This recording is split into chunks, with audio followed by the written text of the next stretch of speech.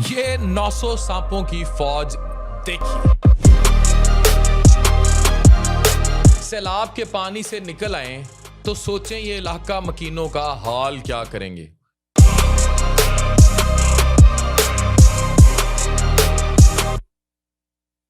ये कोई AI video नहीं है।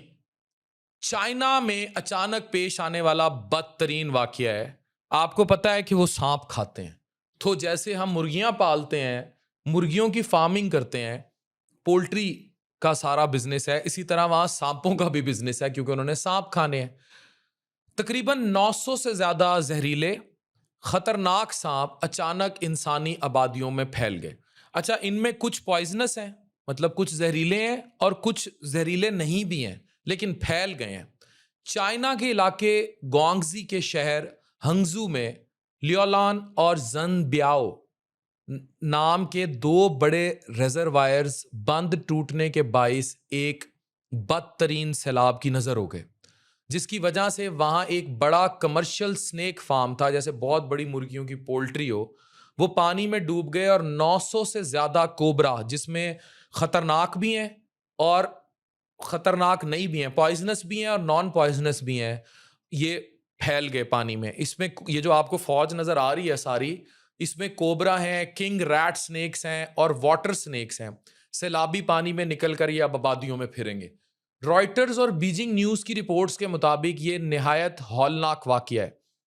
जब बंद टूटा, सैलाबी पानी फार्म में गया तो उसने सांपों को आजाद कर दिया। जब कुदरत अपना आप दिखाती है तो फिर इंसानी आबादियां तिनके बराबर भी नहीं रहती। और अब ये 900 से ज्यादा सांप क्या करेंगे, ये आप जानते हैं।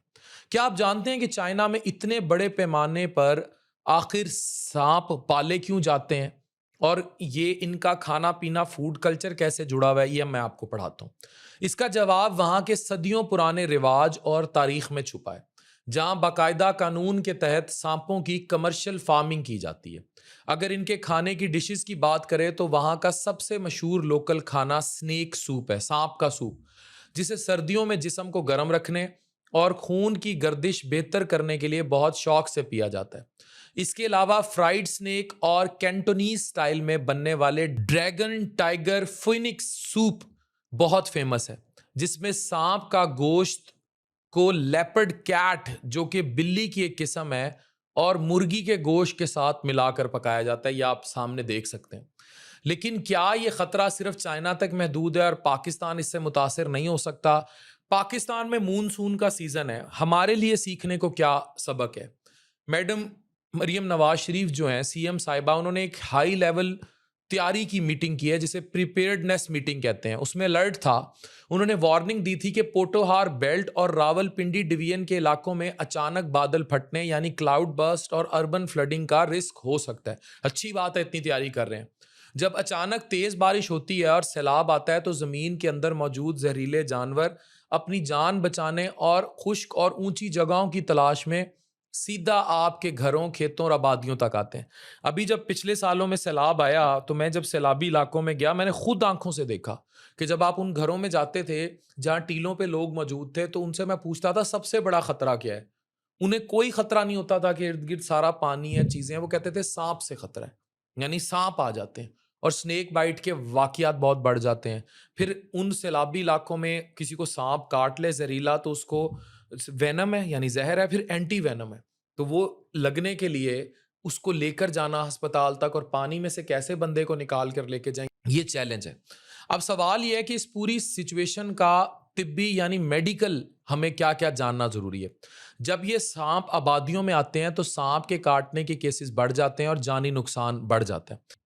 मेडिकल साइंस के मुताबिक कोबरा के जहर एक इंतहाई खतरनाक न्यूरोटॉक्सिन है, यानी जो आपके जिस्म में दाखिल होती है आपके असाब के निज़ाम, नर्वस सिस्टम को ब्लॉक कर देता है और दिमाग और आपके मसल्स आपस में कोऑर्डिनेशन खत्म होगी।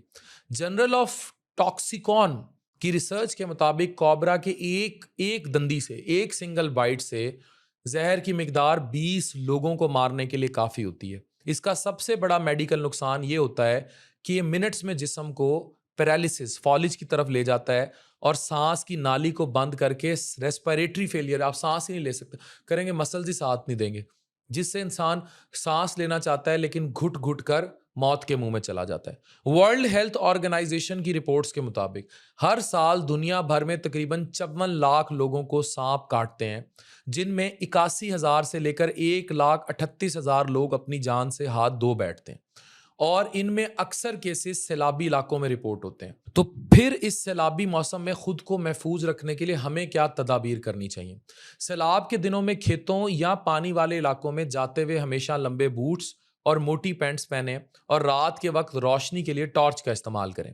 اپنے گھروں کے آس پاس کچرا اور جھاڑیوں کو بالکل صاف رکھیں، کیونکہ سانپ ایسی جگہوں پر چھپے ہوتے ہیں، اور خدا نہ خواستہ سیلاب کے دوران کسی کو سانپ کاٹ لے تو بنا وقت ضائع کیے میڈیکل سائنس کے مطابق فوراً طبی امداد فرسٹ ایڈ پروٹوکول پر عمل کرنا ہے۔ سب سے پہلے مریض کو بالکل پرسکون رکھیں اور اس کی حرکت کو زیرو کر دیں، تاکہ خون کی گردش کے ذریعے زہر دل اور دماغ تک نہ پھیلے۔ اس جگہ پر چیرا لگانا یا ٹائٹ رسی باندھ دینا بالکل ریکمینڈڈ نہیں ہے، کیونکہ ٹائٹ رسی باندھنے سے خون کا بہاؤ رک جاتا ہے اور وہ جیسے ٹانگ ہے، بازو ہے، وہ ناکارہ ہو سکتا ہے، جسے میڈیکل لینگویج میں گینگرین یا نیکروسس ٹیشو ڈیتھ کہتے ہیں۔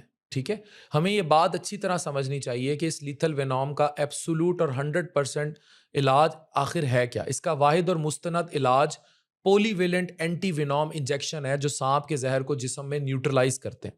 کسی بھی قسم کی دیسی ٹوٹکوں، ٹھیک ہے، پیری فقیری اور جادو ٹونا یہ ٹائم ضائع کرے گا، زہر پھیلے گا، کیونکہ ہر گزرتا منٹ زندگی کے لیے ضروری۔ میں نے جب آئی سی یوز میں ہاؤس جاب کی تھی تو بہت سارے جو ہے بچے ایسے رپورٹ ہوتے تھے جنہیں سانپوں نے کاٹا ہوتا تھا، گھر والے سانپ بھی اٹھا کے لائے ہوتے تھے، لیکن وہ پہلے اتنے ٹوٹکے کرا کے آ جاتے تھے کہ سانپ پھر وہ وینٹیلیٹر پہ جاتے تھے اور مر جاتے تھے۔